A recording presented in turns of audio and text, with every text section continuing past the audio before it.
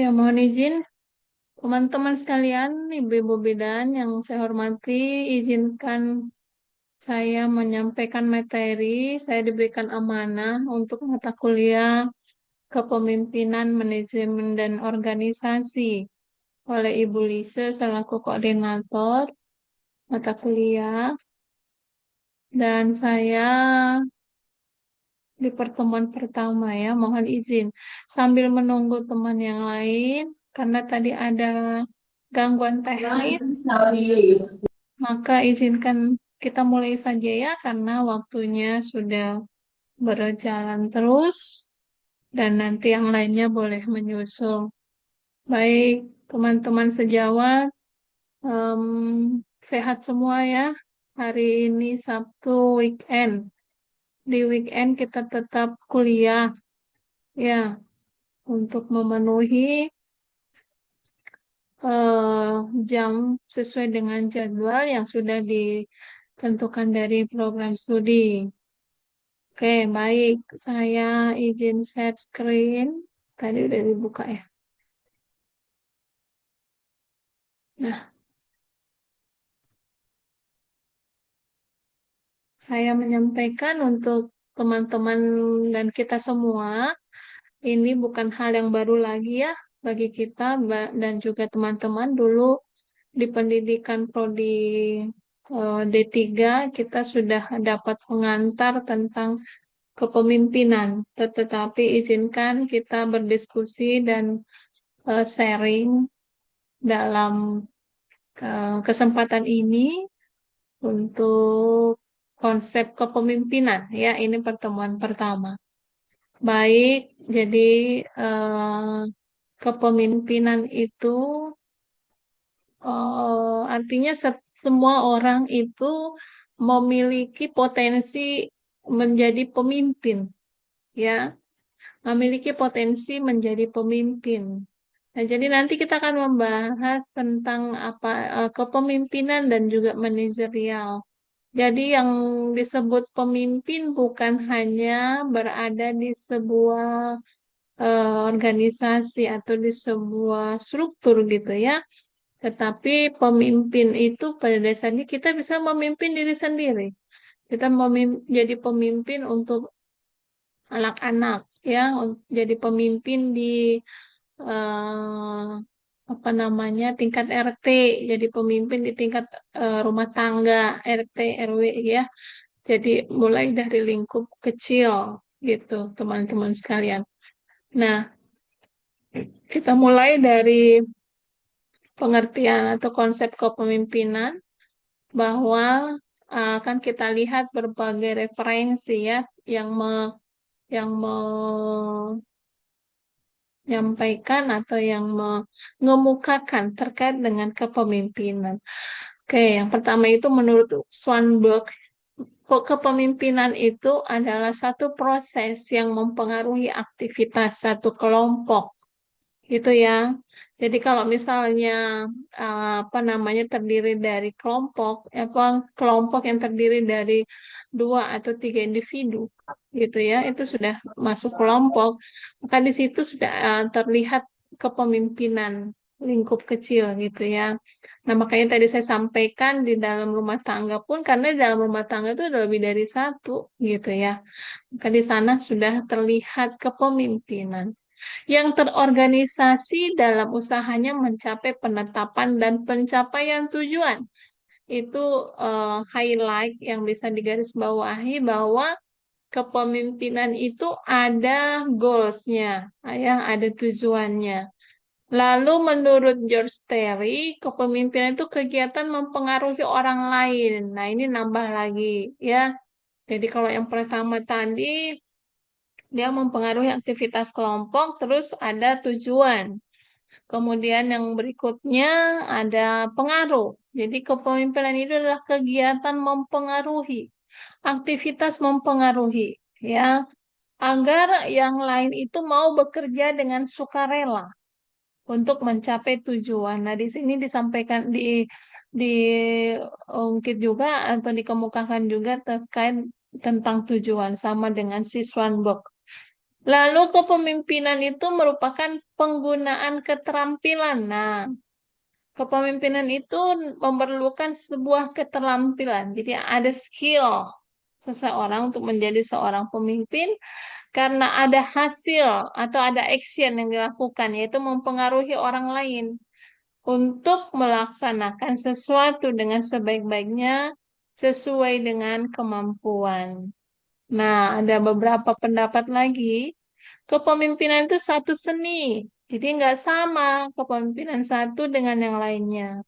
Teman-teman pun pasti merasakan teman-teman yang menjadi apa namanya seorang ibu yang memimpin anggota keluarganya, anak-anaknya itu bisa saja berbeda dengan cara ibu yang lain memimpin anak-anaknya. Terlebih ada di dalam satu struktur organisasi ya, terlebih ada di dalam organisasi gitu saya sampaikan.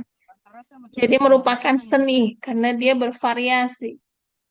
Proses mempengaruhi sekelompok orang atau individu itu bervariasi. Mereka mau bekerja dengan sungguh-sungguh untuk meraih tujuan. Nah, di sini disebutkan lagi ada tujuan. Lalu kepemimpinan itu juga merupakan kegiatan mempengaruhi supaya bekerja dengan ikhlas. Nah, di sini di garis bawahi ada kata ikhlas. Ya, ada kata ikhlas untuk mencapai tujuan. Nah, ini menurut si Terry juga. Lalu ada menurut Hemhill bahwa Hemhills and Cons itu mengatakan kepemimpinan merupakan perilaku. Perilaku ya, di sini udah disebut sebagai perilaku. Perilaku individu yang memimpin aktivitas kelompok untuk mencapai goalsnya, ya, mencapai tujuan bersama. Lalu Katz dan Kahn mengatakan kepemimpinan merupakan peningkatan pengaruh sedikit demi sedikit. Jadi dari tadi kita melihat beberapa apa referensi yang menyampaikan bahwa mencapai tujuan, lalu kemudian mempengaruhi orang lain, ya, lalu ada secara ikhlas, gitu. Kemudian apa eh, sampai kepada Cats and Can ini disampaikan udah ada peningkatan. Jadi kepemimpinan itu merupakan peningkatan, pengaruh sedikit demi sedikit dan berada di atas kepatuhan mekanis terhadap pengarahan-pengarahan rutin sebuah organisasi. Nah, ini udah masuk dia ke organisasi. Kalau si Katz dan Kan itu, dia sudah masuk ke dalam sebuah organisasi. Lalu kita lihat lagi yang berikutnya, menurut Yuk, kepemimpinan itu satu proses memberikan arti. Ya, kalau tadi mempengaruhi, nah sekarang ada kata memberikan arti. Memberikan arti, pengarahan yang berarti terhadap usaha kolektif dan mengakibatkan kesediaan melakukan usaha yang diinginkan. Ya, jadi kurang lebih mirip kata memberikan arti, mempengaruhi, gitu ya. Nah, selanjutnya kepemimpinan merupakan tindakan seorang pemimpin. Berarti kalau kepemimpinan itu berasal dari kata pemimpin, ada awalan ke dan akhiran an, yang menjadi sebuah kata sifat, gitu ya. Dipimpin atau tindakan seorang pemimpin terhadap anggota kelompok dalam upaya mencapai tujuan bersama. Ya, tujuan itu siapa yang menentukan ya? Bersama-sama di tim kelompok tersebut. Oke. Nah, jadi kan dapat kita simpulkan bahwa pengertian kepemimpinan itu dipandang dari sebuah proses interaktif. Jadi bukan satu yang pasif atau yang diem gitu ya, tapi yang bergerak, ada interaktif satu dengan lainnya, bukan hanya satu orang yang menghasilkan atau yang berada dalam kepemimpinan, tetapi harus ada unsur untuk melakukan interaksi yang dinamis yang mencakup tiga dimensi. Yang pertama dimensi pimpinan, lalu ada dimensi bawahan, dan ada situasi. Seperti itu. Nah, mari kita kuliti atau mari kita lihat bersama-sama. Nah, ini tadi yang saya sampaikan bahwa ada kepemimpinan, ada manajemen. Ya, manajemen itu sudah lebih pada organisasi. Kalau kepemimpinan tadi saya katakan ada dari lingkup paling rendah dalam rumah tangga, ya tingkat RT, RW, dan seterusnya. Kalau kepemimpinan menekankan pada proses perilaku yang berfungsi di dalam dan di luar satu organisasi, di mana seorang pemimpin harus dapat memotivasi dan memberi inspirasi orang lain secara individu maupun secara berkelompok. Gitu ya. Makanya tadi saya bilang bahwa kita semua itu memiliki jiwa kepemimpinan, bisa menjadi seorang pemimpin, ya.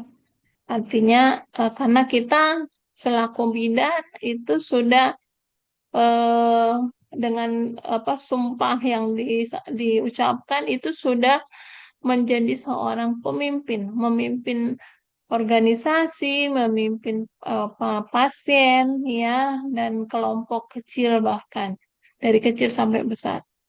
Nah, lalu ada kata manajemen. Jadi manajemen itu pengkoordinasian dan pengintegrasian semua sumber yang ada melalui, nah di sini nanti dikenal ada perencanaan, ya, lalu ada staffing, pengorganisasian, ada pengarahan, ada controlling, ya. Nah, itu masuk ke dalam manajemen, manajemen gitu. Jadi kita mesti bisa memisahkan ada kepemimpinan dan ada manajerial atau manajemen gitu ya.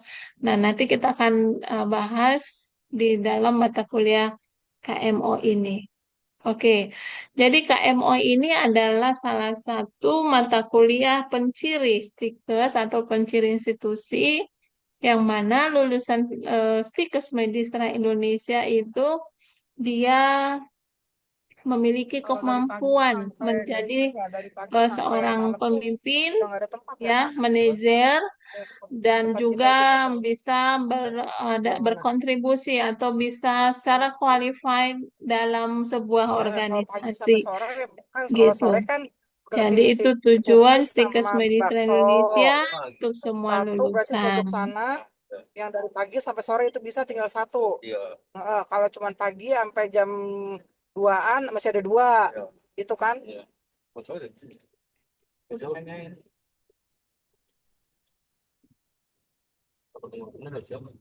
Belum, ini si soto depan aja itu apa. Izin saya mute dulu ya, Bu Irfa ya. Saya mute ya Bu Irfa, izin maaf. Oke, kita lanjut. Nah, kita mengenal ada natural leader dan juga ada manajemen leader. Natural leader itu adalah seorang dengan kemampuannya dapat menciptakan keadaan sehingga orang lain yang dipimpinnya dapat saling bekerja sama. Itu natural, secara nature, secara alami bahwa seorang pemimpin itu atau seorang leader itu bisa menciptakan keadaan yang mana yang orang yang dipimpinnya itu saling bekerja sama. Lalu ada manajemen leader. Manajemen leader itu seorang yang kedudukannya sebagai pemimpin yang dibuktikan dengan penempatan, ya, SK penugasan. Nah, itu kalau manajemen leader. Oke, melaksanakan tugasnya berdasarkan prinsip manajemen. Ada tadi perencanaan, pengorganisasian, pelaksanaan, pengendalian sehingga dapat menciptakan keadaan orang lain yang pimpinnya dapat saling bekerja sama. Nah, jadi kalau tadi ada natural leader, nah, yang sebagai contoh kecil tadi ya, ada di lingkup paling natural, paling paling kecil ya. Ada sebagai pemimpin anak-anak yang dipimpin ya dalam rumah tangga di tingkat RT RW, komunitas, sampai kepada tingkat pekerjaan. Di pekerjaan ada ditunjuk sebagai manajemen leader ya, sebagai bidang koordinator di puskesmas gitu ya, sebagai bidang koordinator di PMB. Nah, itu sudah masuk ke manajemen leader gitu ya, teman-teman sekalian. Oke, saya lanjut. Apa sih peran pemimpin gitu? Jadi kalau ada kepemimpinan, maka ada pemimpin. Tadi ada 3 unsur ya, kepemimpinan itu ada unsur pemimpin, lalu ada bawahannya, lalu ada situasi. Tapi kalau di natural leader kita nggak mengenal adanya bawahan ya, karena anak-anak kita tuh bukan bawahan. Tapi itu adalah memang yang apa namanya, memang subjek yang harus dipimpin. Oke, menurut Morgan, tahun 96 mengemukakan tiga macam peran pemimpin dan disebut dengan 3A.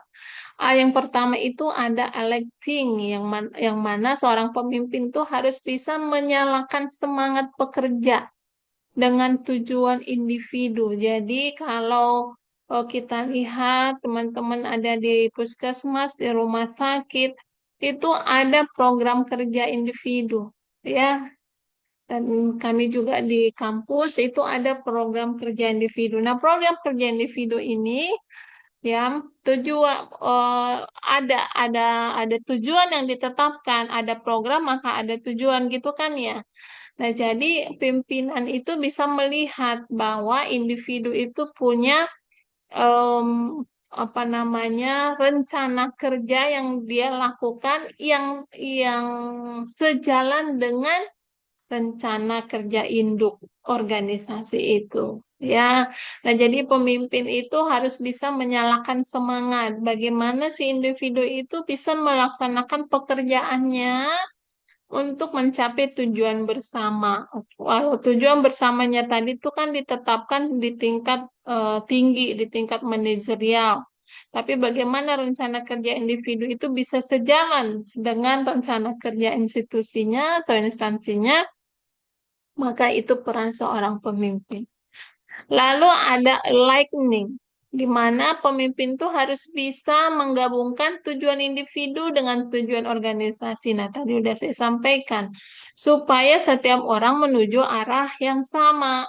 Jadi kalau ada individu yang mana rencana kerjanya itu menyimpang dari tujuan organisasi, maka individu itu bisa dikatakan menyimpang ya, atau individu itu tidak menjadi apa namanya, individu apa yang menjalankan tujuan bersama. Nah, itu perlu diingatkan atau perlu diberi teguran oleh pemimpinnya gitu ya, dan tugas pemimpin mengarahkan gitu bagaimana supaya rencana kerja individu itu adalah rencana kerja yang sejalan gayut dengan rencana kerja manajemen atau organisasinya.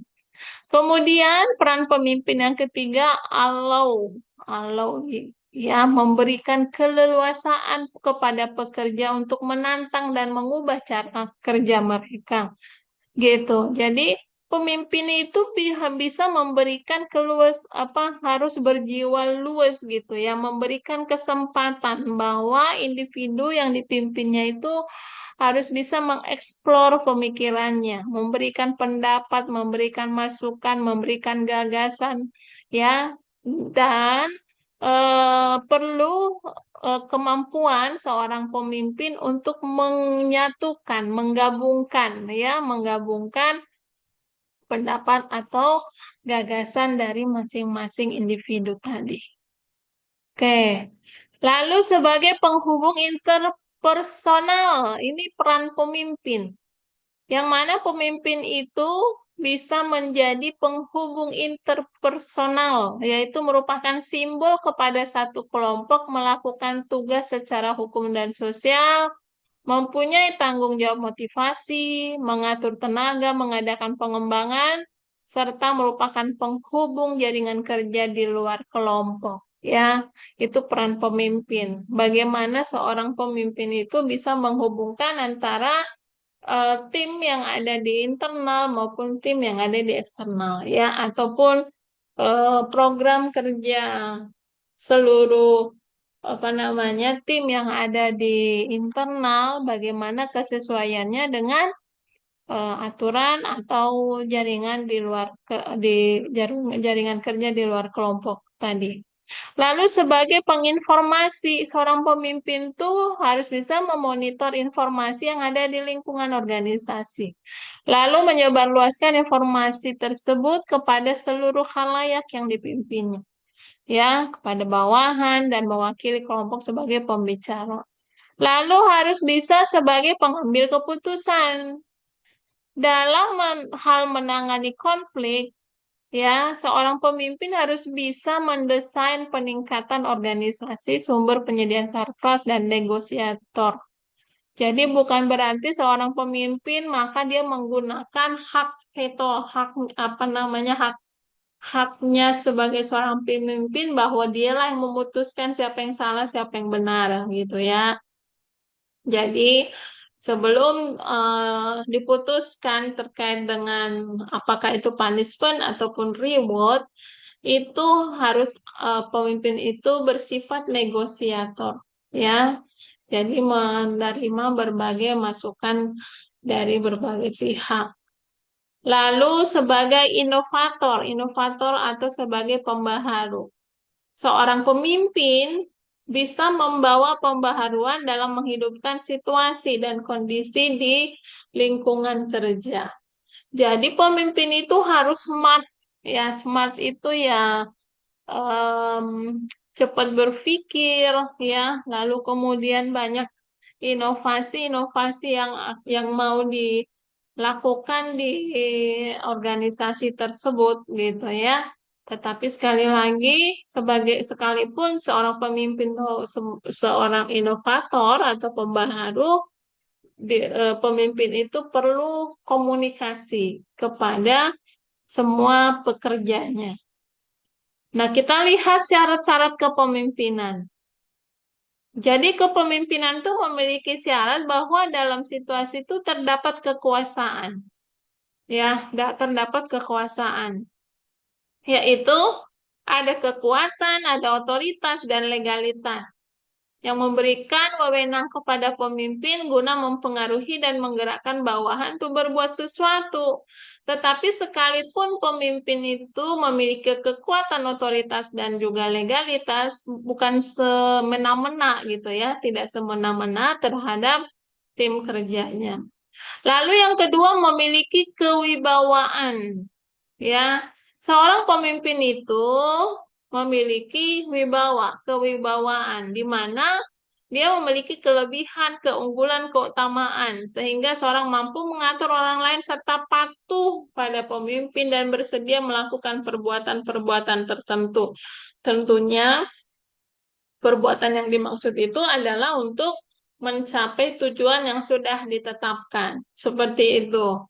Jadi seorang pemimpin itu dia punya kelebihan, punya keunggulan, punya keutamaan. Gitu ya. Yang mana eh, apa namanya? Bukan berarti orang lain itu tidak punya gitu ya. Tetapi yang dimiliki, kelebihan yang dimiliki oleh pemimpin itu adalah sebuah yang menunjukkan kewibawaannya. Jadi bagaimanapun orang lain tahu, tapi lebih bisa si pemimpin. Nah, itulah itu. Ya, lebih unggul, lebih utama. Lalu yang ketiga, syarat kepemimpinan yang ketiga itu adalah kemampuan.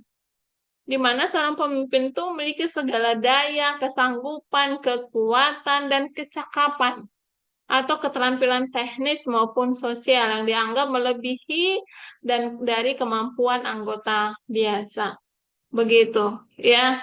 Nah, jadi ada ada pepatah itu mengatakan apa namanya ya, ala bisa karena biasa gitu ya. Ala bisa karena biasa. Bagaimana kalau seseorang itu ditetapkan kepemimpinan tetapi syarat-syarat ini nggak ada, lalu menggunakan peribahasa itu ala bisa karena biasa. Nanti juga belajar di dalam gitu.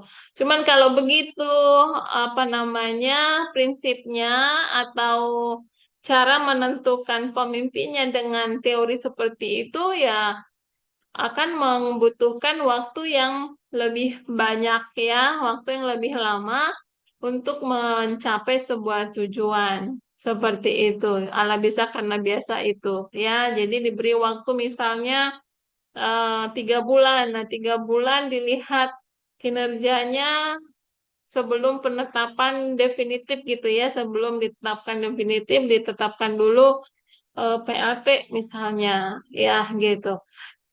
Jadi butuh waktu untuk menetapkan secara definitif. It's okay, hal itu adalah sebuah pilihan ya, sebuah pilihan untuk sebuah organisasi. Tetapi pada dasarnya syarat kepemimpinan itu dia harus memiliki kekuasaan, kewibawaan, dan juga kemampuan. Lalu ada pola dasar kepemimpinan, ya ada dua pola dasar. Yang pertama kepemimpinan formal dan juga kepemimpinan informal. Kepemimpinan formal ini dapat diartikan bersifat resmi dalam organisasi. Jadi dia diatur sesuai pangkat, jabatan, hierarki, dan struktur di dalam organisasi. Itu kepemimpinan formal. Lalu ada secara informal, di mana tidak didasarkan atas hierarki, akan tetapi didasarkan pada pengakuan nyata, gitu. Seperti tadi yang saya sampaikan, ya. Ini penetapan BIKOR lah misalnya ya, sebagai contoh penetapan bidan koordinator di sebuah instansi. Bidan ini sudah memiliki pengalaman lebih banyak dibandingkan yang lainnya, gitu ya, lebih banyak dibandingkan yang lainnya atau lebih lama sebagai bidan di tempat tersebut. Nah, itu bisa dinilai bahwa individu tersebut dia memiliki kemampuan ilmu dan kemampuan membina hubungan kerja. Dan dari situ bisa menjadi diangkat sebagai bikor untuk melaksanakan kepemimpinan formal maupun informal. Jadi banyak banyak cara untuk menentukan apa namanya seorang pemimpin.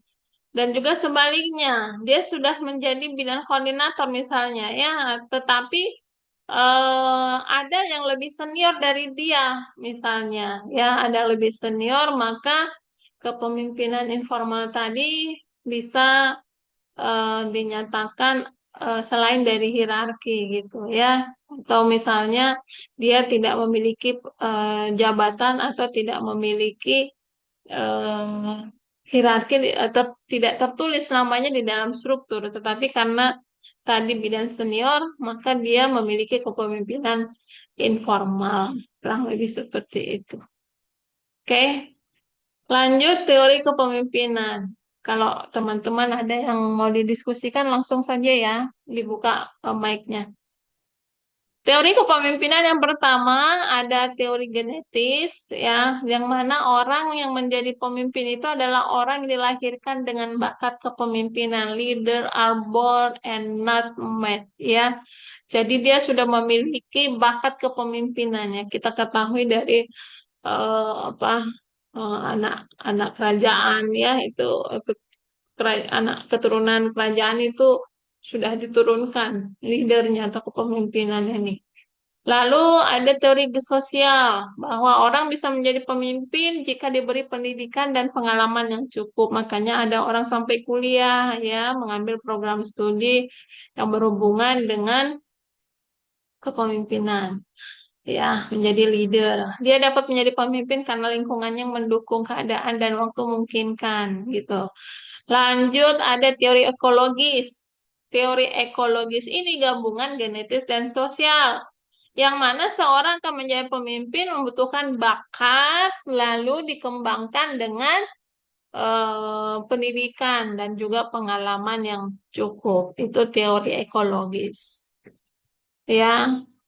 Kemudian ada teori situasi. Dalam teori kepemimpinan situasi ini, menyatakan bahwa seorang dapat menjadi pemimpin ketika berada dalam situasi tertentu karena memiliki kelebihan yang dibutuhkan.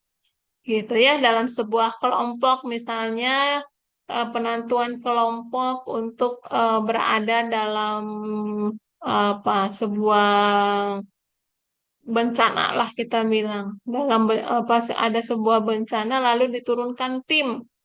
Nah, di dalam tim ini ada yang lebih senior. Nah, hal-hal itu yang apa senioritas ini menunjukkan bahwa yang bersangkutanlah sebagai seorang pemimpin atau leader dalam tim itu. Nah, itu kurang lebih apa menetapkan pemimpin dari teori situasi gitu ya.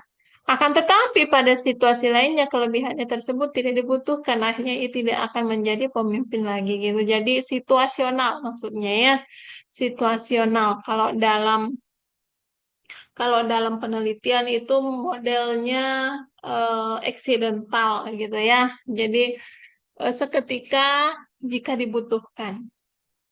Oke, bagaimana kepemimpinan itu terjadi atau teori munculnya kepemimpinan? Tadi ya ada teori genetis diantaranya bahwa seorang leader atau leader are born and normal, bahwa pemimpin itu dilahirkan sudah ada bakat dari sejak pembuahan gitu.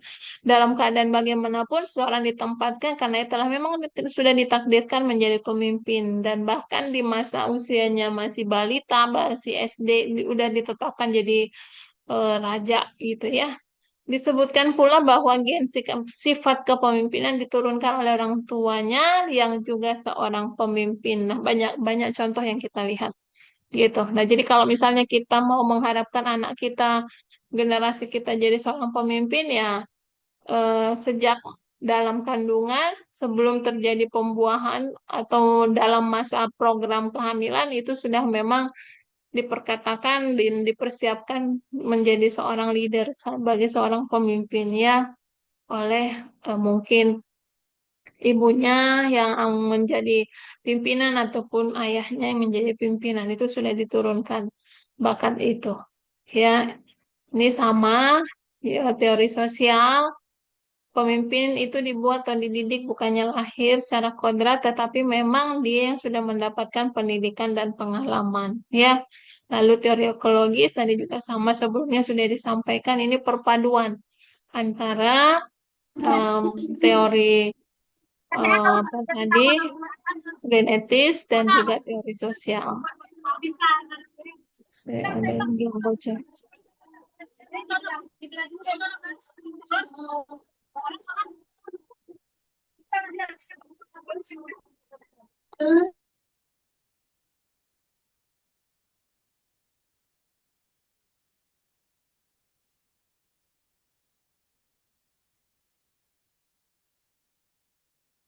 Oke, pendekatan sekarang kita masuk ke dalam pendekatan kepemimpinan. Bahwa secara umum kita mengenal tiga pendekatan. Yang pertama ada pendekatan berdasarkan sifat, trait teori, lalu pendekatan berdasarkan perilaku, behavior, lalu berdasarkan situasi kontingensi, ya. Ada tiga pendekatan dalam kepemimpinan, ada pendekatan sifat, berdasarkan perilaku, dan berdasarkan situasi. Nah, yang pertama kita bahas pendekatan berdasarkan sifat. Bertolak dari dasar pemikiran bahwa keberhasilan seorang pemimpin ditentukan oleh sifat-sifat. Ya, tadi ada teori keturunan genetis tadi udah dibawa dari genetik atau sifat perangai ciri-ciri yang dimiliki oleh pemimpin. Atas dasar pemikiran tersebut timbul anggapan bahwa untuk menjadi seorang pemimpin yang berhasil sangat ditentukan kemampuan secara pribadi. Yang perlu dimiliki adalah pengetahuan umum. Jadi walaupun sudah ada bakat memimpin, tetap harus diperlengkapi dengan pengetahuan umum, ya, ilmu sosial, ilmu politik, dan lain sebagainya. Lalu memiliki daya ingat yang kuat juga harus disupport, bukan berarti karena tadi ada teori genetis, karena memang apa secara keturunan memang sudah ada garis kepemimpinan ya, tetapi perlu diperlengkapi dengan ilmu pengetahuan. Lalu ada berpikir rasional, objektif, pragmatisme, fleksibilitas, adaptabilitas dan orientasi masa depan. Ya, jadi nggak serta-merta begitu lahir udah dibiarkan saja, tetapi memang diperlukan pendidikan dan juga kemampuan tadi.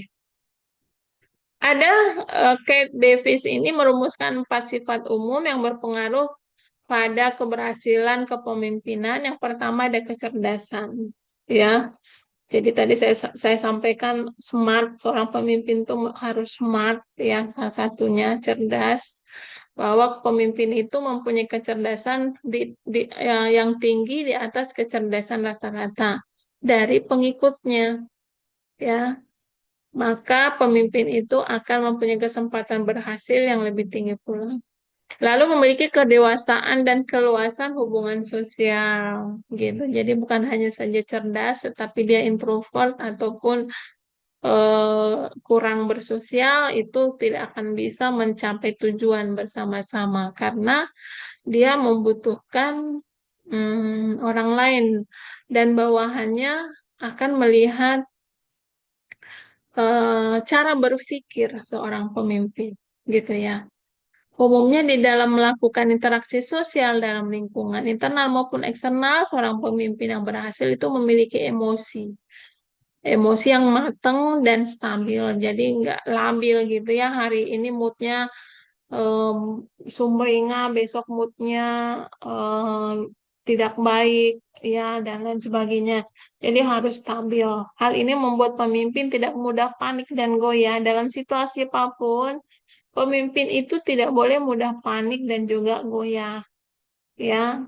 Jadi jangan seperti em, apa apa itu peribahasanya ya? Saya lupa. Bagai air di daun apa ya? Kok saya tiba-tiba lupa itu ya? Jadi harus bisa mempertahankan pendirian gitu. Maksudnya tidak mudah goyah, tidak mudah digoyahkan oleh karena satu dan lain hal karena ada seleri lebih tinggi atau duitnya lebih besar, maka em, pendekatannya kepada individu itu berbeda dengan yang program lainnya. Nah, itu tidak diharapkan dari seorang pemimpin. Lalu memotivasi diri dan dorongan berprestasi. Nah, ini harus dimiliki seorang pemimpin. Ya, harus terus memotivasi diri bagaimana untuk tampil memimpin pekerjaannya ya dan terus memiliki dorongan untuk berprestasi gitu. Kemudian memiliki sikap hubungan kemanusiaan tadi ya. Jadi harus ada pengakuan terhadap diri. Tidak selalu seorang pemimpin itu tidaklah selalu menyalahkan diri sendiri. Introspeksi diri iya ya, tetapi bukan menjudge diri sendiri tidak berhasil. Ya, kalau seperti itu maka tidak mendapatkan pengakuan akan diri sendiri ya. Tidak ada penghargaan terhadap diri sendiri atau kehormatan untuk diri sendiri. Lalu yang kedua, teori behavior ya berdasarkan perilaku. Tadi yang pertama itu berdasarkan sifat, yang kedua berdasarkan perilaku. Pendekatan pemimpin berdasarkan perilaku tuh ada pendekatan bertolak pada anggapan bahwa perilaku pemimpin yang membuat seorang menjadi pemimpin efektif. Gitu ya. Jadi pemimpin yang memiliki perilaku ya atau perilaku pemimpin itu membuat seseorang yang dimaksud ada bawahan, tim work ya, tim pekerjaannya menjadi pemimpin yang efektif gitu ya. Jadi di atas leader kan ada lagi top leader kan di bawahnya ada middle leader lagi ya. Jadi ada low lagi di bawahnya jadi berjenjang. Jadi bagaimana top leadernya ini akan memberikan kontribusi besar terhadap efektivitas untuk middle leader dan juga yang di bawahnya. Kemudian pemimpin yang efektif adalah pemimpin yang menggunakan cara-cara yang dapat mewujudkan sasarannya. Misalnya cara mendelegasikan tugas, berkomunikasi efektif, memotivasi bawahan, dan juga waktu melaksanakan kontrol. Gitu. Jadi nggak tiba-tiba aja serba tiba-tiba semua ya, tidak ada terencana. Nah, itu akan membuyarkan keadaan. Oke. Nah, berdasarkan penelitian, perilaku seorang pemimpin itu memiliki kecenderungan dua hal. Yang pertama dengan konsiderasi, yaitu kecenderungan seorang pemimpin yang menggambarkan hubungan akrab dengan bawahan. Gitu. Ya, jadi memang hal ini perlu dibangun keakraban dengan bawahan, tetapi tetap pada batas. Ya, contoh gejala yang ada dalam hal ini seperti membela bawahan, memberi masukan. Jadi membela bawahan itu bukan karena suap, gitu ya. Membela bawahan bukan karena em, subjektivitas, tidak. Tapi membela bawahan ya karena memang benar, misalnya, ya. Lalu memberi masukan kepada bawahan dan bersedia berkonsultasi dengan bawahan. Jadi bawahan itu juga adalah manusia yang ingin dihargai. Jadi bukan berarti karena dia bawahan atau individu itu merupakan bawahan, lalu kita top leadernya, kita serba memaksakan kehendak itu juga akan mempengaruhi keberhasilan sebuah organisasi. Kedua, disebut struktur inisiasi, yaitu kecenderungan seorang pemimpin memberikan batasan kepada bawahan. Contoh yang dapat dilihat, bawahan itu mendapatkan instruksi dalam pelaksanaan tugas, kapan, bagaimana. Jadi, ada juga yang kedua ini struktur inisiasi. Jadi, semuanya serba perintah. Ya, semuanya serba perintah. Jadi, bawahan itu tidak melaksanakan kerja kalau tidak ada perintah atau mereka menunggu adanya perintah. Bagaimana pekerjaan itu dilakukan dan kapan selesainya, gitu. Nah, itu secara struktur inisiasi. Jadi, berdasarkan teori perilaku ini, seorang pemimpin yang baik adalah bagaimana seorang pemimpin memiliki perhatian tinggi kepada bawahan dan terhadap hasil yang tinggi pula. Jadi sekalipun ada hubungan akrab dengan bawahan, tetapi memang hubungan akrab ini adalah bagaimana cara mengkomunikasikan supaya tujuan yang sudah ditetapkan itu dapat tercapai. Lalu yang ketiga berdasarkan situasi. Yang pertama tadi berdasarkan em, yang kedua perilaku, yang ketiga berdasarkan situasi. Yang pertama tadi berdasarkan sifat. Ya, jadi kalau berdasarkan sifat itu eh, kembali kepada sifat bawaan. Tetapi sekalipun sifatnya sudah ada dari genetik, tetapi tetap diperkuat dengan pengetahuan umum yang luas, daya ingat dan untuk mencapai kecerdasan, kedewasaan, ya, motivasi dan juga hubungan kemanusiaan. Lalu yang kedua, berdasarkan perilaku itu ada pendekatan yang bertolak pada perilaku pemimpin untuk membuat seorang menjadi efektif gitu ya. Yang di sini ada dua, ada konsiderasi dan juga struktur inisiasi. Dan yang ketiga, berdasarkan situasi. Nah, berdasarkan situasi ini, teman-teman sekalian, bahwa pendekatan yang membahas hubungan antara pemimpin dengan situasi itu ditetapkan atau ditentukan oleh ciri kepemimpinan dengan perilaku yang disesuaikan dengan tuntutan situasi kepemimpinan. Jadi semuanya serba situasi. Gitu. Ada tiga situasional yang mempengaruhi. Yang pertama hubungan atasan dan bawahan. Gitu. Lalu ada struktur tugas yang harus dikerjakan dan juga ditunjukkan dari posisi kewenangan seseorang. Nah, ini berdasarkan situasi. Jadi ada hubungan, ada struktur dan juga ada posisi. Baik, selanjutnya kita bahas sifat kepemimpinan. Sifat kepemimpinan menurut Terry tadi ada kekuatan, keseimbangan emosi, lalu pengetahuan tentang hubungan sosial, kecakapan komunikasi.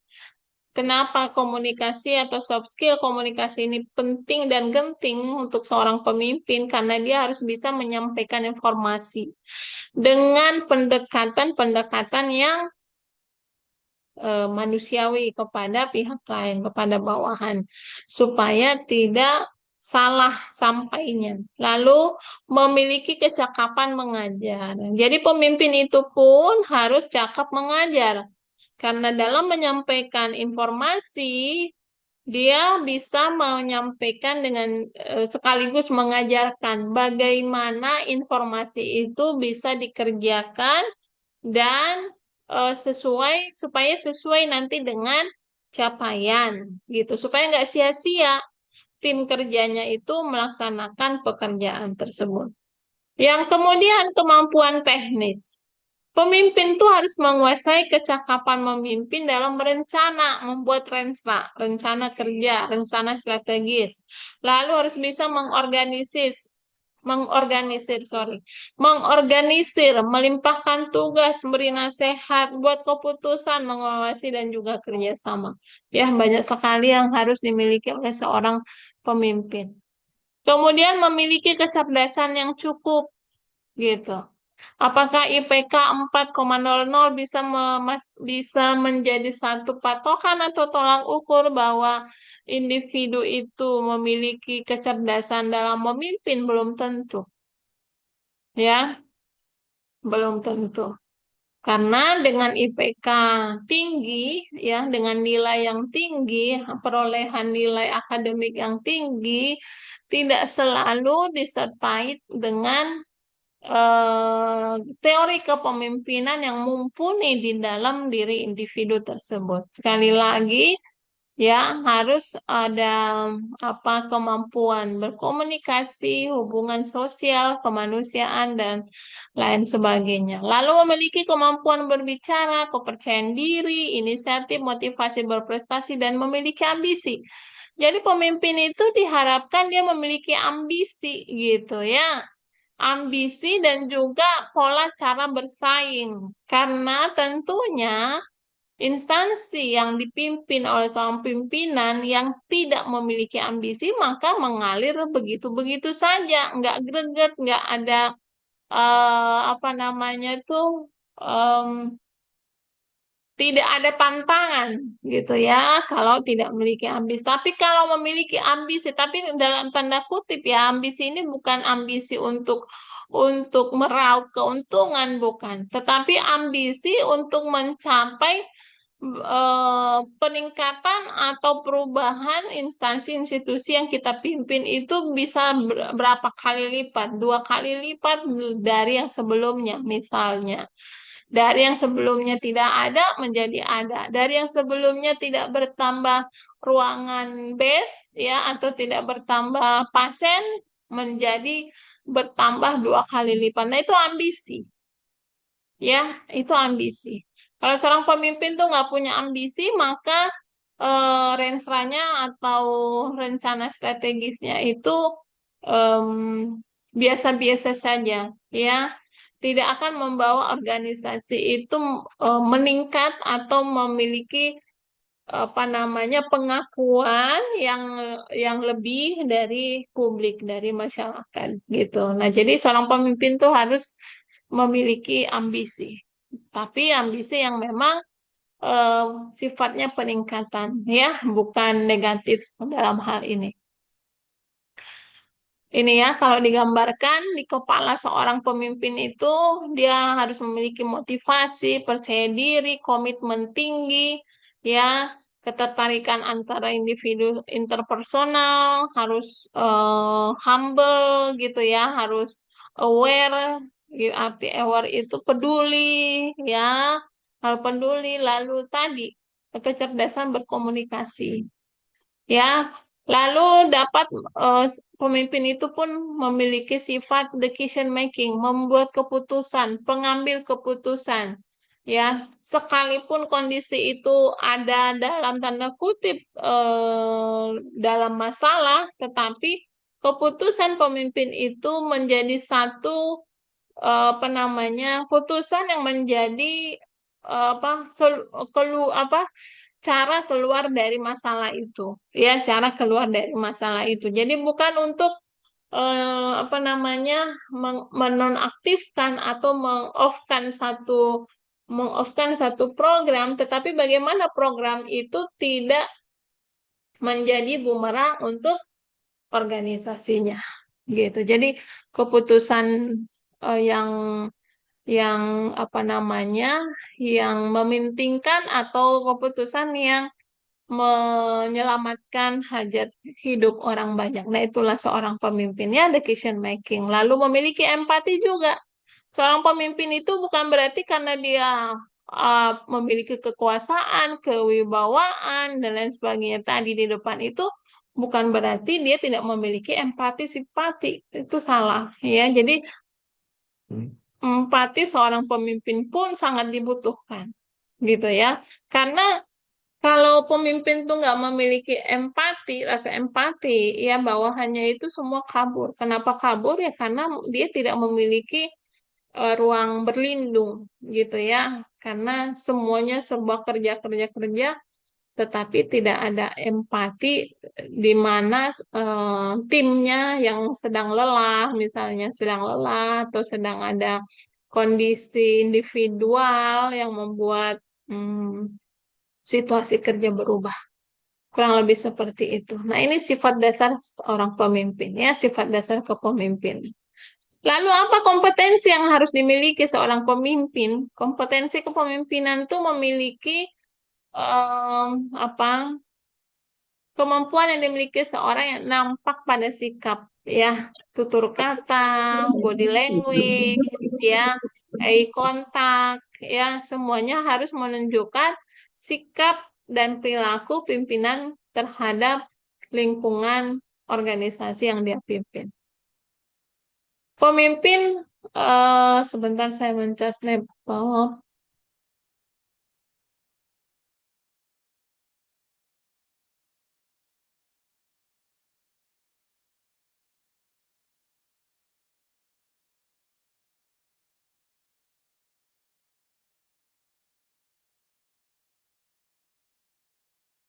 Ya, ada 5 praktek mendasar pemimpin memiliki kualitas kepemimpinan yang unggul. Yang pertama, pemimpin yang menantang proses, ya. Jadi tadi disampaikan ada tantangan, ya, menantang. Jadi ada ambisi. Jadi kalau pemimpin memiliki ambisi, maka dia akan siap dengan tantangan.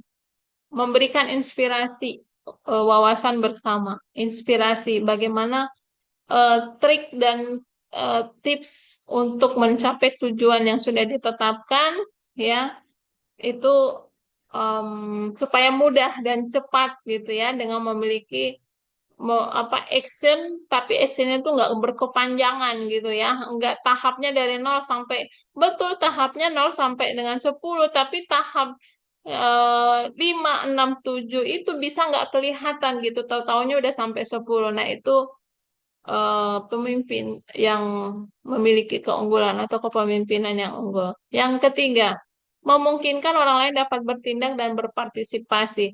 Jadi kalau ada 40, 50 karyawannya, ada satu yang tidak bekerja atau dua bahkan lebih dari 5 tidak bekerja, itu berarti pemimpinnya gagal.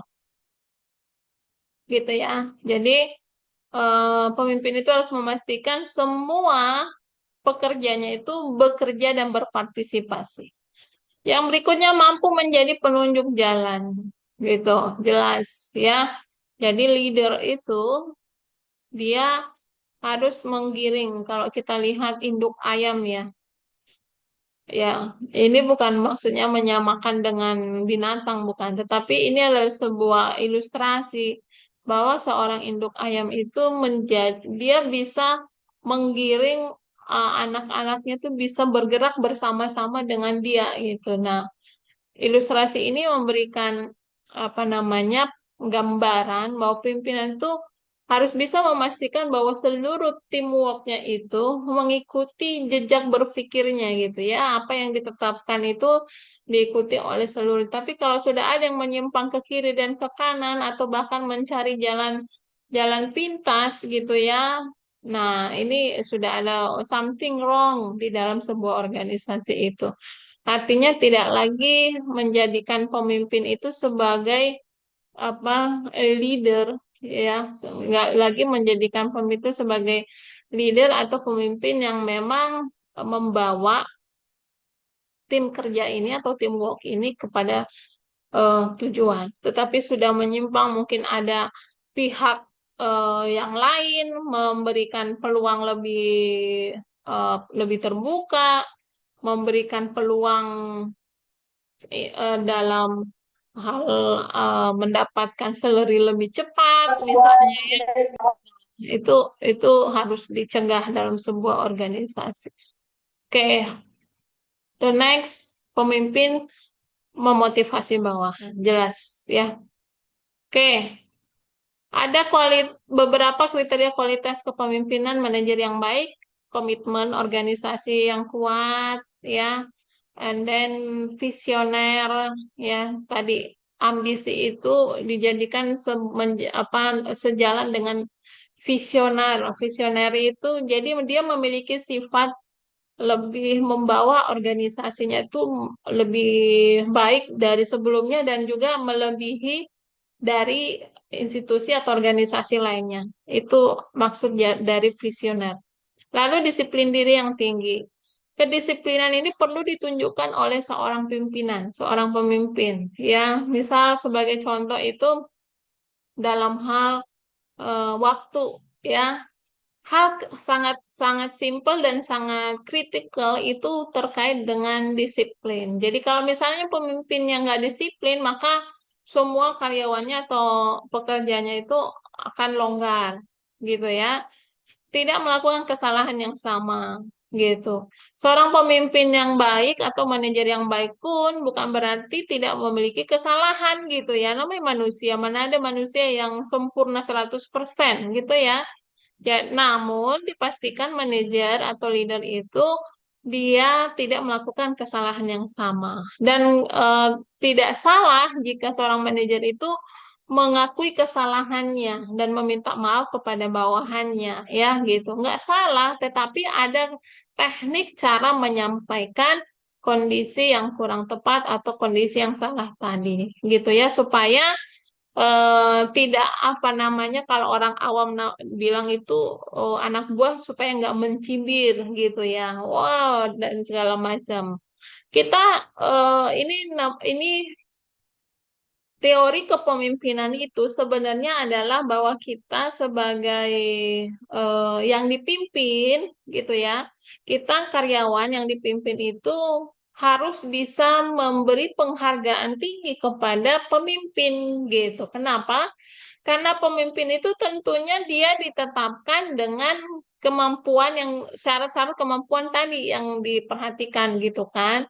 Nah, tetapi sekalipun ada hal yang memang tidak sesuai, ya, tidak salah kalau pemimpin itu diberikan masukan gitu. Nah, itu namanya teamwork yang solid ya. Jadi dalam organisasi itu mesti bisa menciptakan teamwork yang solid dan memberi kepercayaan kepada pemimpin kita. Dan pemimpin itu pun tentunya akan humble, harusnya humble dan mengayomi seluruh anak buah. Anak buah itu kalau ngomong anak buah itu terlalu apa ya, terlalu awam banget ya, tapi lebih baik itu teamwork ya, tim kerja. Lalu pemimpin itu harus antusias. Ya, antusias, memotivasi tadi, lalu berwawasan luas, memiliki kemampuan komunikasi yang tinggi, manajemen waktu sama tadi di atas, mampu menangani setiap tekanan gitu ya. Bisa jadi teamworknya sudah pulang semua, atau tahu si pemimpinnya masih ada di ruangan untuk menyelesaikan sebuah tekanan. Misal tekanan itu banyak sumber, ada dari lingkungan, dari publik masyarakat, dari organisasi lainnya ya, atau bahkan mungkin dari tingkat atas ya, dari pemerintah dan lain sebagainya. Mampu sebagai pendidik atau guru bagi bawahannya. Nah, tadi ya bisa pemimpin itu harus memiliki kemampuan juga mengajar. Lalu empati, bukan simpati ya, tapi empati. Merasakan apa yang dirasakan oleh anak buahnya atau teamworknya maksudnya. Ya, saya kurang suka menggunakan anak buah. Lebih senang saya mengatakan teamwork ya. Lalu empati berpikir positif harus jadi teamwork itu adalah tim kesuksesannya kita sebagai leader atau sebagai manajer. Lalu memiliki dasar spiritual yang kuat. Nah, ini nggak boleh dilupakan. Bahwa hubungan vertikal kepada Sang Pencipta itu sangat penting dilalui oleh seorang pemimpin, seorang manajer, seorang leader, gitu ya. Lalu siap untuk melayani. Karena sekalipun dia pemimpin, dia adalah pelayan, gitu. Jadi kalau kalau pemimpin merasakan ngebos istilahnya. Kalau menganggap saya bos, maka Anda harus turut kata bos. Ya, saya rasa itu adalah satu cara kepemimpinan yang nggak akan bertahan lama.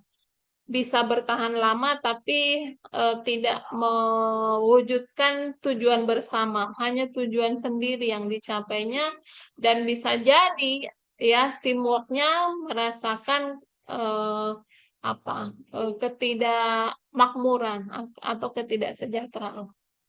Next, ada 10 keterampilan untuk menjadi seorang pemimpin sukses. Satu, tentukan visi. Ya, ada visi, ada misi. Lalu kenali gaya kepemimpinan. Gaya kepemimpinan apa yang mau dilakukan? Apakah kombinasi atau mengambil satu? Tapi pastikan kalau memilih salah satu dari gaya kepemimpinan itu sesuai dengan teamwork yang dipimpin. Bedakan kepemimpinan dengan manajemen, pelajari dan taati aturan, jaga kepercayaan, ini sangat penting. Pahami aturan kekuasaan, jangan sesuka hati gitu ya, tadi istilah ngebos. Bertindaklah seperti seorang pemimpin, kaderisasi kepemimpinan, pastikan em, bahwa teamwork yang dipimpin itu akan bisa menjadi leader berikutnya gitu. Jadi kalau ngebos tadi kan dia kan bertahan pada posisinya dan menyikut yang lainnya, jangan sampai ada yang menggantikan. Nah, itu kurang pas, kurang bagus. Ya, lalu jaga keseimbangan hidup. 5 dimensi kepercayaan, yang pertama ada integritas. Jujur dan senantiasa mencari kebenaran. Lalu kedua kompetensi, mencakup pengetahuan dan keterampilan. Makanya seorang pemimpin banyak tes psikologi yang dilalui, lalu ada banyak tes kompetensi yang diikuti dan seterusnya. Konsistensi terkait dengan kehandalan, prediktabilitas dan pertimbangan baik seorang menangani situasi. Karena sebagai pemimpin tadi diperlukan bisa decision maker ya, pengambil keputusan. Maka dari itu harus memahami trik and tips ya, bagaimana memahami atau mengetahui bahwa organisasi itu sedang berada dalam masalah, ya apakah organisasi itu sedang baik-baik saja dan lain sebagainya, atau jangan sampai terjadi masalah. Itu peran penting dari seorang pemimpin. Loyal. Nah, seorang pemimpin tuh mesti loyal, tidak menghitung waktu, ya, tidak tidak pandang waktu. Oh, ini sudah waktu tidur, maka semua di off kan. Enggak demikian juga. Oke, lalu terbuka.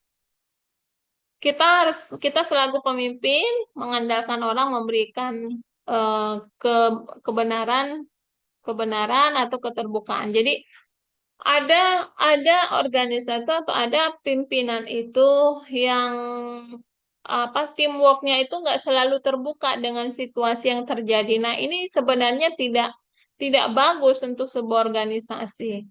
Ya, yang diharapkan itu adalah ada keterbukaan. Jadi senantiasa transparan dari bawah ke atas dan demikian juga dari atas ke bawah. Oke. Kalau melihat tingkatan manajemen itu ada lini ya, manajer lini yang mana tingkatan paling rendah. Lalu ada menengah dan juga tadi saya sampaikan ada top manager ya, manajer puncak. Manajer puncak ini bertanggung jawab untuk keseluruhan organisasi. Baik, terkait dengan keterampilan manajerial, ada konseptual tentunya, lalu skill, humanity skill, seorang pemimpin ini mesti sering-sering mengikuti pelatihan, ya, BIMTEK, bimbingan teknis terkait dengan kepemimpinan, bagaimana bisa tetap strong dan juga kuali apa namanya tetap stay, tetap eksis atau tetap bertahan untuk bisa melaksanakan kepemimpinan. Jadi harus memiliki humanity skill, technical skill, ya, bagaimana memanajemen waktu dan juga bagaimana mengambil atau membuat keputusan. Ada istilahnya top down authority dan juga ada bottom up. Kalau top down authority itu dari atas ke bawah. ya, top down. Jadi dari atas instruksi ke bawah, tapi ada juga dari down top, yang mana dari teamworknya diminta dulu semua rencana-rencana kerja ya dirumuskan, lalu menjadi rencana kerja bersama gitu. Atau bisa dari atas ke bawah. Dua-duanya adalah variatif yang menurut saya itu dapat diterapkan bersama-sama. Oke, nah ini yang terakhir gaya kepemimpinan.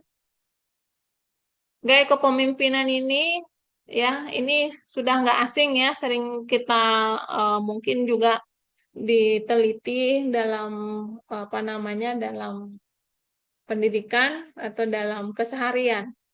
Jadi gaya kepemimpinan itu ada demokrasi, otoriter, sorry, partisipasif dan bebas tindak. Nah, coba kita lihat. Demokratis itu orang yang dipimpin sebagai subjek, ya demokratis, demokrasi.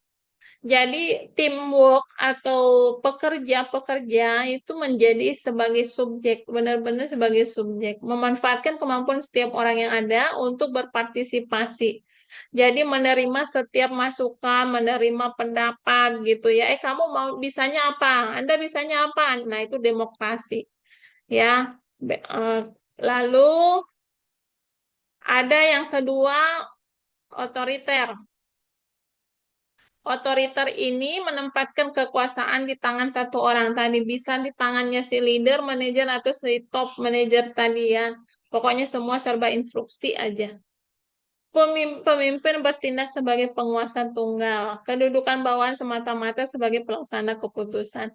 Nah, sekali lagi, gaya kepemimpinan apa yang cocok untuk organisasi Anda? Itu tergantung dari teamworknya.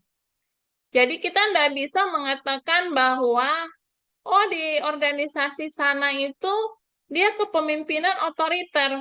Maka coba seperti itu kita terapkan di organisasi kita. Ya lihat dulu yang dipimpin itu seperti apa. Jangan sampai membawa malapetaka untuk organisasi gitu ya. Nah, jadi gaya kepemimpinan itu sekali lagi disesuaikan dengan apa namanya em, situasi situasi yang organisasi yang sedang dipimpin gitu, situasi organisasi yang dipimpin. Ada gaya kepemimpinan secara bebas, kebalikan dari tipe atau gaya kepemimpinan otoriter. Cenderung didominasi oleh perilaku kepemimpinan kompromi saat tadi ya, sama dengan demokrasi.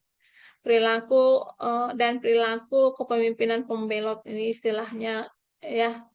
Lalu pemimpin berkedudukan itu sebagai simbol, pimpinan melimpahkan wewenang sepenuhnya kepada bawahan dan keputusan lebih banyak dibuat oleh para bawahan. Nah, ini secara bebas. Berbeda dengan demokrasi tadi, kalau demokrasi itu tetap pengambil putusan itu tetap pimpinannya, hanya memberikan ruang-ruang apa namanya masukan pendapat ya ruang diskusi kepada timnya. Tapi kalau bebas tuh sebebasnya.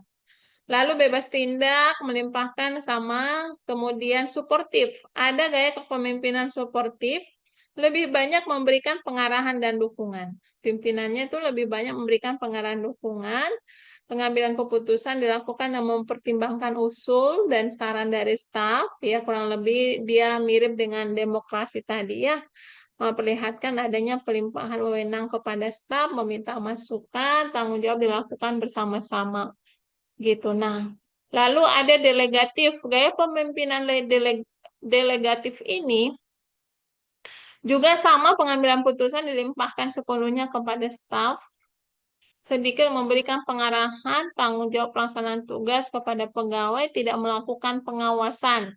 Nah, ini tentunya nggak cocok ya dengan banyak organisasi, nggak cocok. Tidak ada komunikasi, hanya ada bila diperlukan, ini kurang cocok. Tetapi sekali lagi, lihat kalau memang tim kerja kita memang dia sudah mampu, ya mampu bertanggung jawab dengan hasil yang akan dihasilkannya, tujuan yang akan dicapai, maka ini tidak, ini bisa.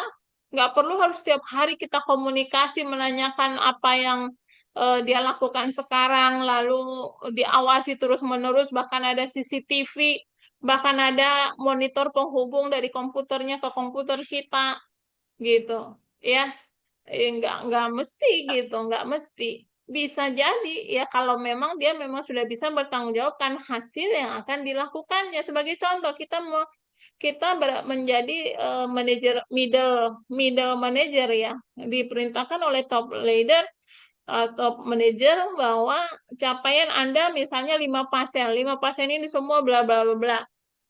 Kita sudah dianggap mumpuni dan bertanggung jawab. Ya nggak mesti. Ini bisa dilakukan gaya kepemimpinan delegatif gitu. Jadi kembali lagi, kita kenali seperti apa tim kerja untuk memastikan atau untuk menerapkan gaya kepemimpinan. Lalu ada gaya kepemimpinan partisipasif. Ini banyak memberi dukungan, sedikit memberikan pengarahan, pengambilan putusan, lakukan bersama-sama, aktif mencari masukan, dan peranan pemimpin adalah memfasilitasi. Komunikasi berlangsung dua arah, tinggi perhatian, dan memperhatikan kesejahteraan karyawan. Gitu ya. Oke, yang lainnya saya rasa eh, hanya pengulangan ya, partisipatif merupakan gabungan otokratis atau otoriter dengan demokrasi.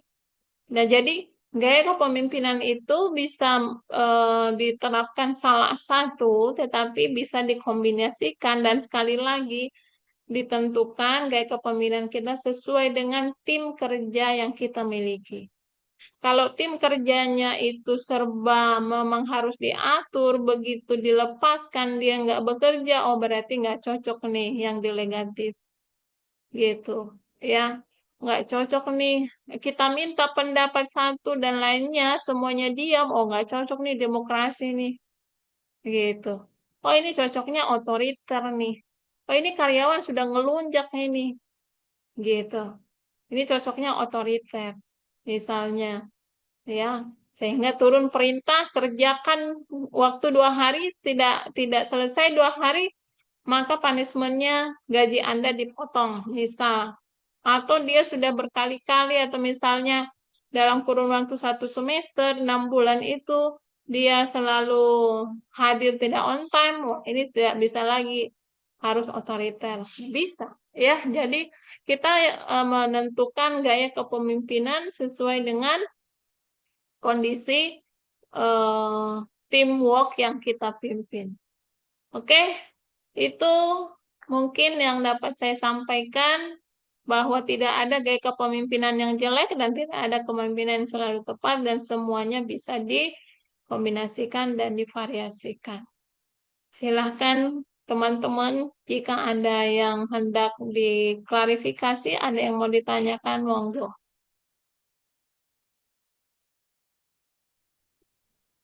Ya, selamat siang Ibu. Enggak, Mbak Ya, Dia. mohon izin Ibu, saya izin bertanya sekaligus berdiskusi ya Bu. Ya. Eh, Topik kuliah siang ini menarik sekali Bu, mengenai kepemimpinan, terutama kepemimpinan perempuan sepertinya ya Bu ya. Karena ini para bidan ya. Beberapa hari lalu saya ikut pelatihan mengenai kepemimpinan perempuan. Dan ternyata memang kita itu selain multitasking ya, kita juga harus bisa mengorganisir ya Bu ya. Baik itu di lingkungan kerja, bahkan di rumah gitu. Kalau seorang laki-laki eh, tidak seperti perempuan ya Bu ya. Hmm. Bagaimana cara menjadi pemimpinnya seperti itu. Nah, kalau untuk perempuan khususnya, apalagi yang punya TPMB gitu ya Bu, bagaimana caranya untuk membuat prioritas? Karena lokasi pada saat dia menjadi pemimpin itu kan di dalam rumah juga ya Bu, salah satunya di TPMB. Dan pada saat dia sudah kembali ke peran utamanya sebagai ibu, nah maksudnya bagaimana cara menyeimbangkan antara peran sebagai pemimpin di situ dan juga sebagai ibu dalam rumah tangga. Seperti itu, Bu. Dan pertanyaan kedua, bagaimana caranya agar, ini menurut Ibu ya Bu, bagaimana caranya agar kita tidak dalam mengemban profesi atau sebagai pemimpin ini Bu, baik di tempat kerja maupun di rumah. Seperti itu. Terima kasih, mohon izin, mohon arahannya Ibu. Ya, terima Selamat kasih siang Bu. Bidan yang Lia. Boleh diulang yang kedua tadi agak nge-freeze. Saya yang nge-freeze atau dari sana? Iya Ibu. Yang kedua ini maksudnya bagaimana cara kita untuk memanajemen diri Bu agar tidak cepat jenuh Bu. Karena peran kita sebagai pemimpin di tempat kerja dan juga harus memenuhi kewajiban sebagai istri atau ibu di rumah. Seperti itu. Terima Luar biasa. Oke. Artinya pertanyaan ini memang nyata ya, nyata dialami oleh semua yang kita selaku pemimpin di tempat kerjaan masing-masing dan juga pemimpin di rumah. Tentunya tadi kita awali dengan pemimpin di organisasi yang paling kecil. Cuman bukan antara atasan dan bawahan, bukan antara pemimpin leader dengan middle dan juga low manager gitu ya. Tapi dengan anak itu dulu yang pertama. Bahwa kita menjadi seorang pemimpin untuk diri sendiri dulu. Memimpin diri sendiri itu perlu pengenalan akan diri sendiri. Ya, makanya dalam setiap momen motivasi ataupun pendidikan karakter ataupun pengembangan diri itu selalu disuruh membuat list kelebihan, list kekurangan. Selalu itu nggak di mana-mana gitu. Itu sebenarnya fungsinya untuk apa? List kekurangan dan list kelebihan itu adalah bahwa kekurangan itu bukan berarti ada di kelebihan orang lain dan kelebihan kita bisa untuk memenuhi kekurangan orang lain. Tidak. Kekurangan itu adalah untuk pengenalan diri. Ya, kalau kita sudah melis diri kita bahwa ada misalnya 5 kekurangan dan juga 5 kelebihan. 5 kekurangan itu adalah menjadi satu warning untuk kita supaya kekurangan itu tidak menjadi momok merendahkan diri. Dan kelebihan itu bukan menjadi momok menyombongkan diri. Nah, itu sebenarnya peringatan untuk kita. Ya, cuman kadangkala kita salah mengartikan bahwa kekurangan kita bisa dilengkapi oleh pasangan kita dan kelebihan kita bisa melengkapi pasangan kita gitu ya. Nah, kalau ini terjadi maka akan banyak terjadi ketidakpuasan. Akan banyak terjadi kekecewaan. Kenapa? Karena kelemahan yang kita daftar tadi, yang kita mau pasangan kita memenuhi dari kelebihannya, ternyata nggak terpenuhi. Artinya yang kecewa siapa? Kita. Nah, jadi kita jangan salah.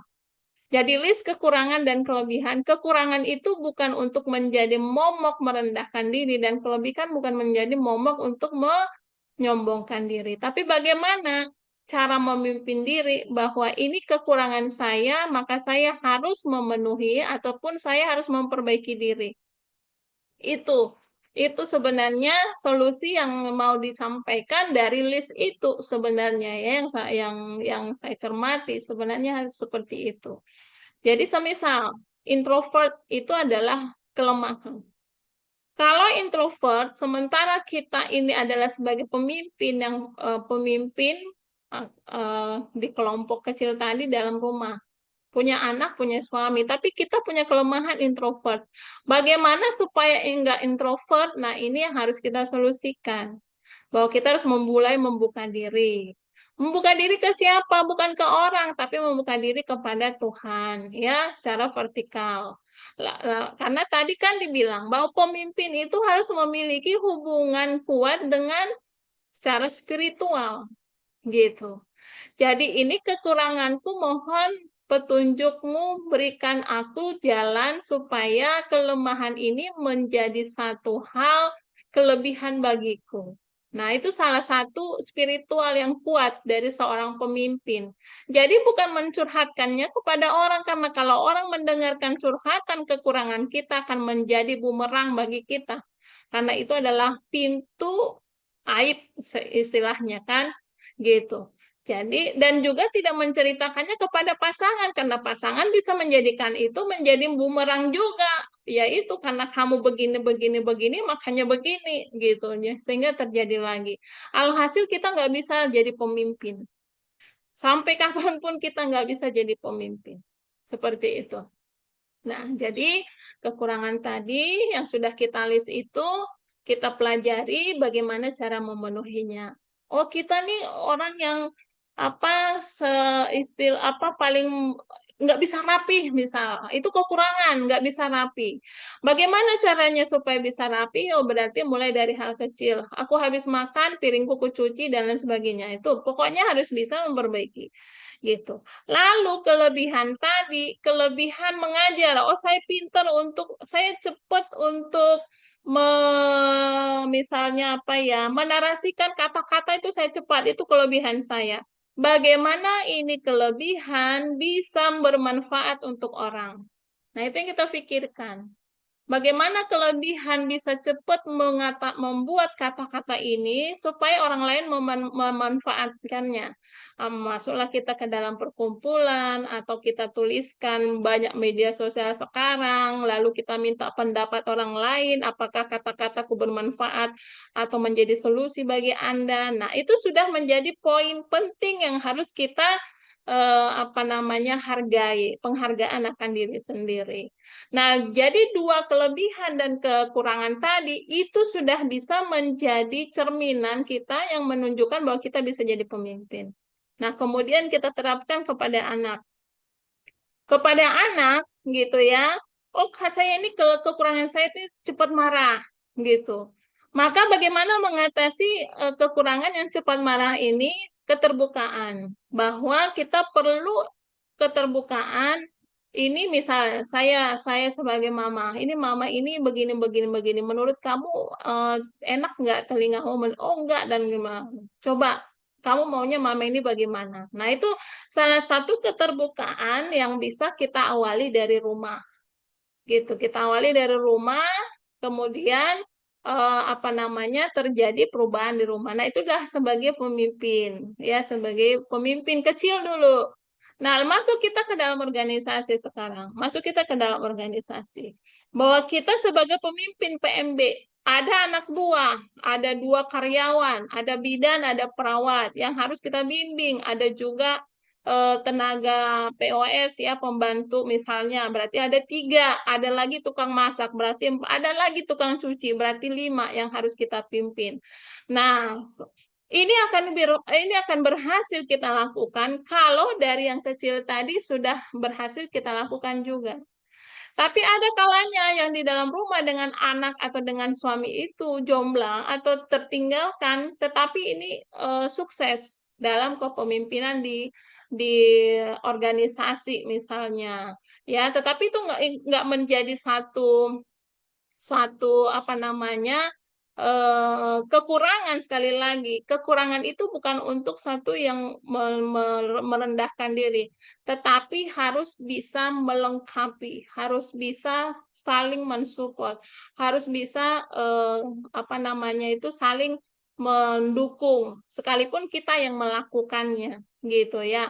Nah jadi kalau hubungan di dalam rumah yang berdekatan dengan PMB apalagi satu, saya rasa itu hal yang bagus gitu. Artinya tidak memerlukan waktu meninggalkan rumah, tetapi perlu diperhatikan antara rumah dengan PMB itu perlu diberikan pintu gitu. Maksudnya bukan pintu secara bangunan gitu. Pintu itu tinggalkan urusan rumah, maksudnya bukan tinggalkan secara total gitu ya, tetapi jangan sangkut pautkan urusan rumah dengan urusan PMB gitu. Karena kalau kita sangkut pautkan, disitulah apa namanya, ibu ini ngomongin keluarganya melulu gitu jadinya. Ibu ini membanding-bandingkannya dengan anaknya terus gitu, seolah-olah anaknya yang paling bagus. Itu akan menjadi bahan komunikasi yang kurang pas. Tetapi pastikanlah kita berkata-kata, kamu bagus.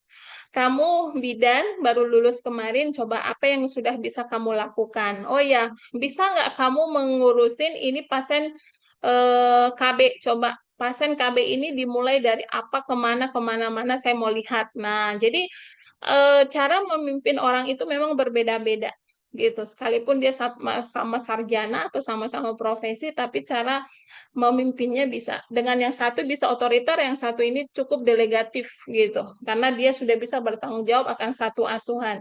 Nah, itu bisa diuji di apa namanya? Dikaji dulu di awal gitu. Jadi jangan semua kita samakan otoriter, nah kita pun nanti jadi kalang kabut. Sementara yang satu itu dia udah bisa secara delegatif, tapi kita pukul rata. Pokoknya semua otoriter ya. Berikan perintah, kalian harus ngikut apa perintah ibu, gitu. Di saat seseorang tidak cocok untuk gaya kepemimpinan otoriter, dia akan tolak menolak terus, dan alhasil kita jadi lawannya, dan kita pun tidak akan bisa melakukan mencapai tujuan secara bersama-sama. Kurang lebih seperti itu, Bu Bidan yang lihat. Baik, terima kasih Ibu atas arahannya.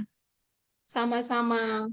Terima kasih kembali. Ya, jadi sekali lagi teman-teman bahwa kita semua sebagai pemimpin, bukan calon pemimpin lagi, tapi sudah pemimpin. Ya, kita sudah sebagai pemimpin. Tinggal sekarang kita maknai gaya kepemimpinan yang mana, dan terus kita memperlengkapi diri sebagai pemimpin. Ya, jangan sampai teamwork yang kita pimpin itu ada yang pengalaman itu kalau di PMB itu awet gitu ya. Kalau di PMB itu awet dari mulai dia lulus kuliah sampai dengan dia kuliah lagi, dia menikah ya awet di situ terus menerus. Kenapa ya? Karena memang cocok dengan ininya, dengan owner ataupun dengan gaya kepemimpinan pemilik PMB-nya gitu.